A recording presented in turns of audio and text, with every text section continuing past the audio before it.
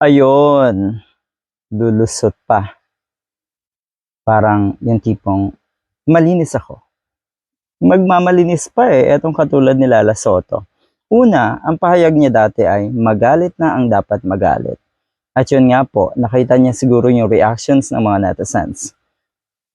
Maraming galit dahil yun yung gusto niya. Nag-dare siya na magalit sa kanya ang dapat magalit. O ayan, binigay ang gusto mo.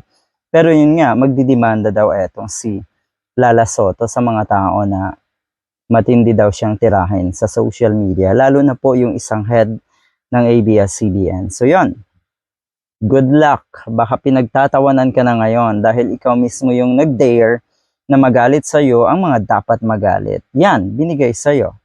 Tapos ngayon, pa-victim. Nako, usong-uso sa mga katulad niyo po ang mga ganyang asal. Gusto niyang iligtas yung sarili niya dahil siya naman daw ay nag-inhibit sa voting nga. Bali, ang nagbigay lang or ang nag-vote lang para sa 12-day suspension daw ay ang mga board members. Wala kang influence nun? Totoo? Talaga lang? Naku po naman, ano ba? Bago? Bago yan sa tingin mo sa mga netizens at mauuto niyo pa ang mga netizens? Naku po, hindi na. Alright, eto yon.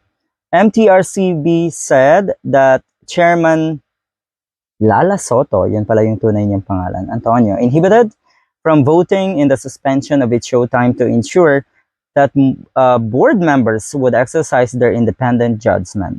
Yon. Malinis, wala daw siyang kinalaman, wala daw siyang influence, yun yung ibig sabihin na itong mga ganito.